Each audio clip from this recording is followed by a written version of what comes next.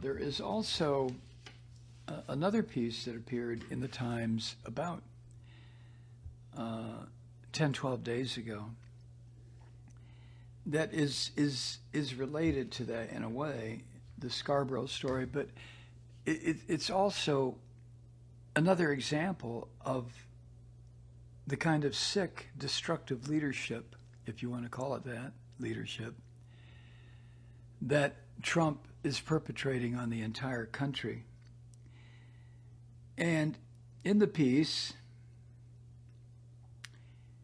it says on a day when coronavirus deaths passed 80,000, so you know that was, I don't know what, about 2 weeks ago. And the same day, top government scientists warned of the risks involved if these public health restrictions that we've all been living under were loosened too soon.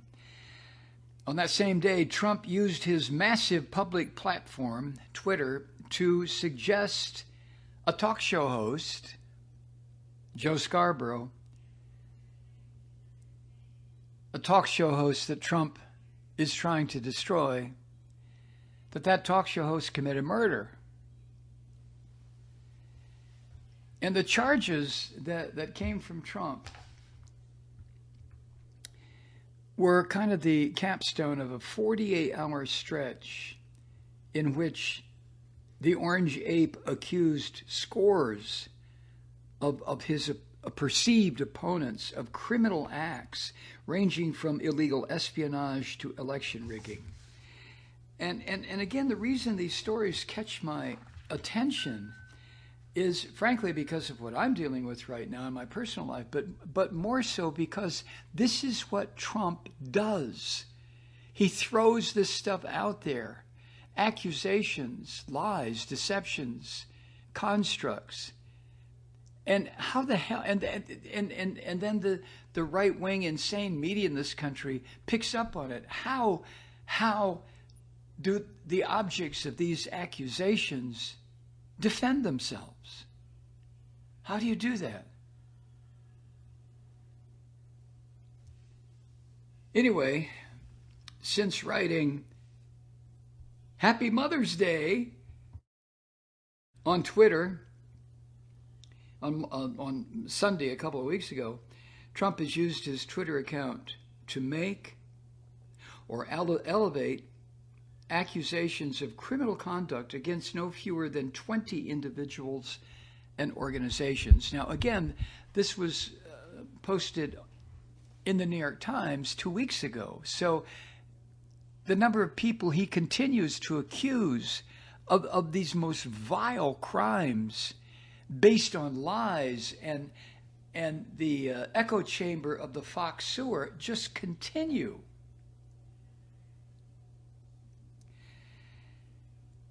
He has tweeted more often, Trump has, about these alleged crimes by his opponents than he has about the pandemic that is ravaging the country with the mass death and the unemployment. What does he tweet about mass death? Nothing. What does he tweet about unemployment? Oh, we got to open up America.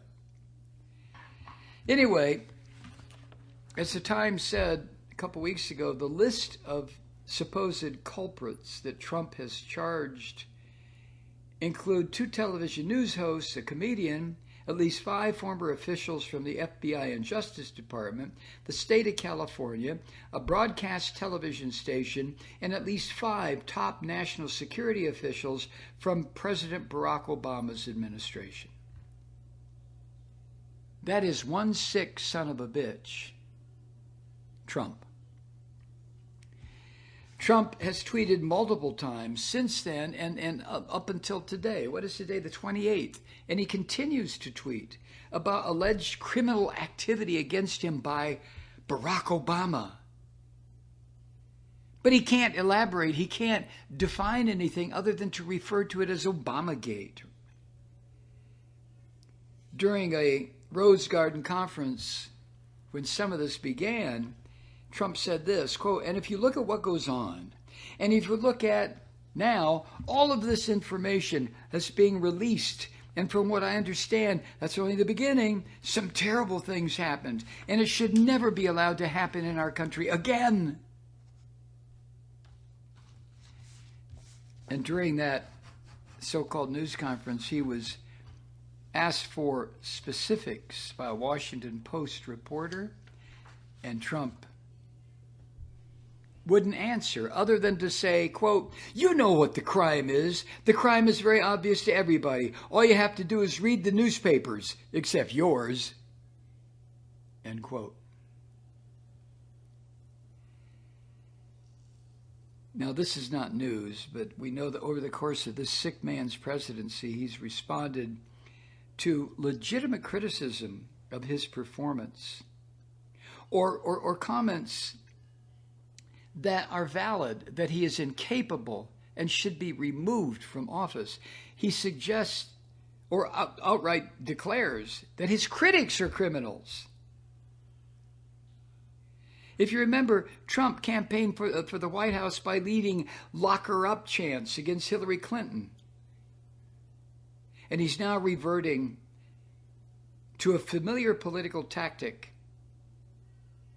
as he faces the most significant challenge of his presidency. That's according to Russell Riley, a presidential historian at the University of Virginia's Miller Center. Professor Russell Riley said, quote, "He's using this as a means of distraction.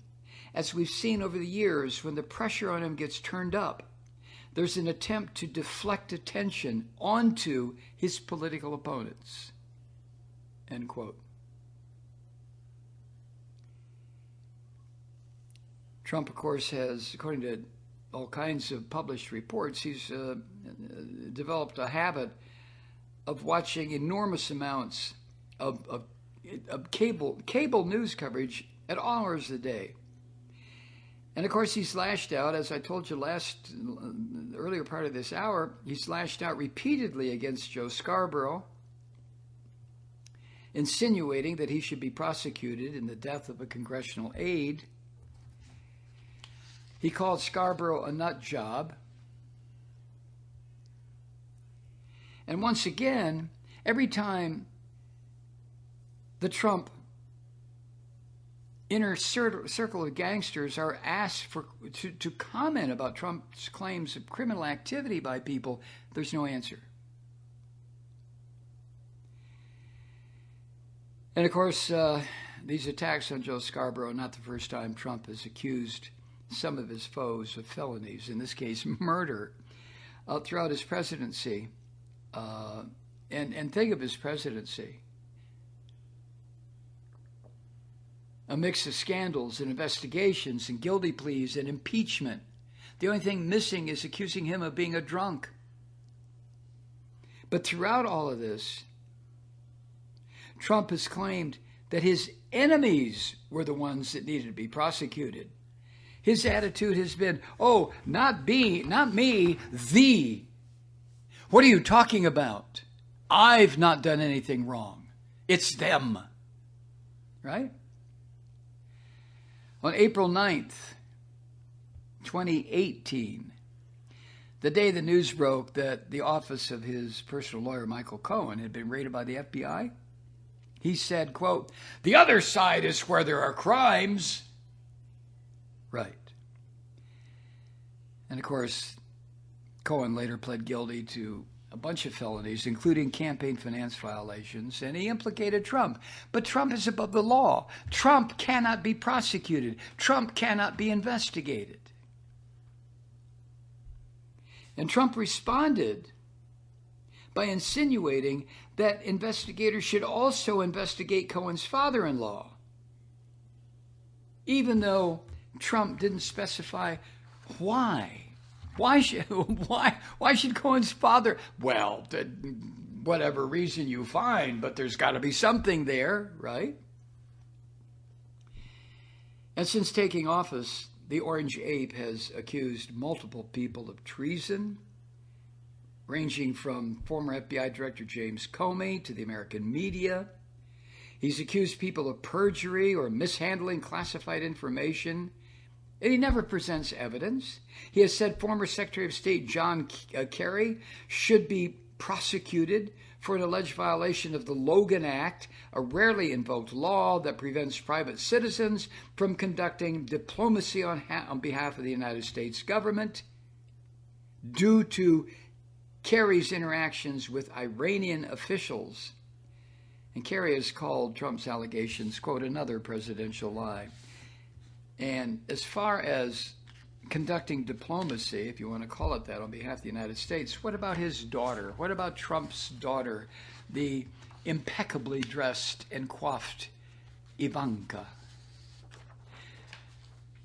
When Nancy Pelosi, if you remember that, what I thought was a beautiful scene when she casually reached over and picked up her copy of Trump's State of the Union speech in February and ripped it up. Trump said that was a criminal act. Trump said, he tweeted, quote, first of all, it's an official document. You're not allowed. It's illegal what she did. She broke the law. She didn't. And when the House Intelligence Committee Chairman Adam Schiff read an embellished version that Trump had released of that phone call between the Orange Ape and the Ukrainian President Zelensky during a congressional hearing in September, Trump suggested that Schiff should be arrested.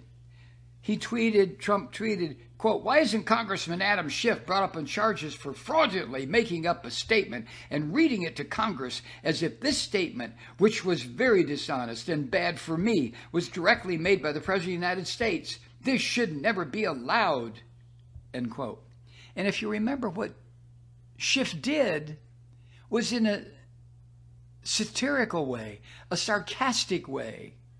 Said something like, oh yeah, so what, you can't do me a favor? Well, if you don't do me a favor, and Schiff was making a joke, but Trump is one of those people who will seize on every single little scrap of evidence, whether the evidence is real or part of his imagination, and twist it into a charge.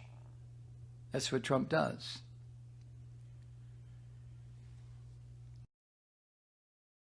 Hi, Truth Seekers. Mike Malloy here. As you know, we've switched formats and are now broadcast exclusively on the Progressive Voices Network. So that means you get fewer program interruptions, no corporate commercials, and lots of profanity. But our format change also means some of our radio listeners no longer hear the program. It's been a while since I mentioned our podcasts, so you may have forgotten that there is a way to listen to this program anytime you need a good dose of screaming. Visit MikeMalloy.com and subscribe to our podcasts. You have your choice. You can listen to The Ranting with the audio podcast, or listen and watch me lose control with a video podcast subscription. As a podcast subscriber, you can download the program to your mobile device and take me with you wherever you go. And if you have a friend who needs a dose of truth-seeking, you can give a gift subscription as well. That's MikeMalloy.com. And never miss a minute of the uncensored fun and frivolity.